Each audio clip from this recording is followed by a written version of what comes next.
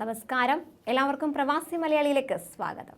അബുദാബിയുടെ പുതിയ നടപടിയിൽ ആകെ വലഞ്ഞിരിക്കുകയാണ് പ്രവാസികൾ.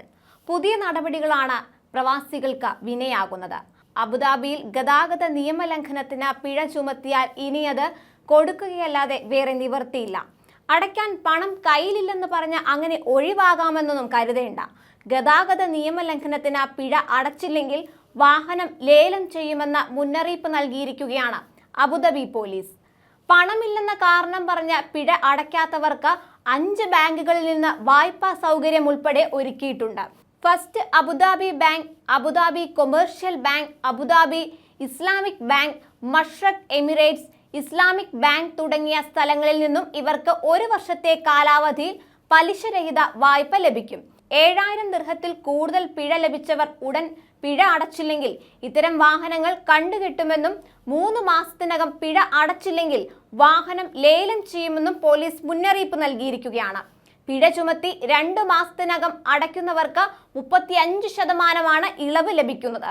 അതേസമയം വസ്ത്രങ്ങൾ പുറത്തു കാണുന്ന തരത്തിൽ വിരിച്ചാൽ പിഴ ചുമത്തുമെന്ന മുന്നറിയിപ്പുമായി അബുദാബി മുനിസിപ്പാലിറ്റിയും രംഗത്തെത്തിയിട്ടുണ്ട്. ജനലുകൾക്കും ബാൽക്കണികൾക്കും പുറത്ത് വസ്ത്രങ്ങൾ വിരിക്കുന്നത് നഗര സൗന്ദര്യത്തിന് കോട്ടമുണ്ടാകുന്നു എന്ന വിലയിരുത്തലിന്റെ അടിസ്ഥാനത്തിലാണ് അബുദാബി മുനിസിപ്പാലിറ്റിയുടെ ഈ അറിയിപ്പ്. വിഷയവുമായി ബന്ധപ്പെട്ട് നഗരത്തിലെ താമസക്കാർക്കായി അബുദാബി മുനിസിപ്പാലിറ്റി വെർച്വൽ ബോധവത്കരണ പരിപാടിയും സംഘടിപ്പിച്ചു.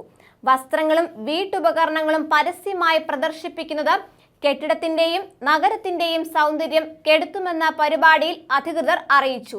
എന്നാൽ പുറത്ത് കാണാത്ത വിധത്തിൽ ബാൽക്കണിയിൽ തുണി വിരിച്ചിടുന്നതിന് തടസ്സമില്ലെന്നും അധികൃതർ വ്യക്തമാക്കിയിട്ടുണ്ട്. വസ്ത്രം പറന്നു പോകാതിരിക്കാൻ സംവിധാനം ഉണ്ടാക്കണം. പ്രശ്നത്തിന്റെ ഗൗരവം ബോധ്യപ്പെടുത്താൻ താമസക്കാർക്ക് അറബിക്, ഇസ്ലാമിക്, ഉറുദു ഭാഷയിൽ SMS സന്ദേശം അയക്കും.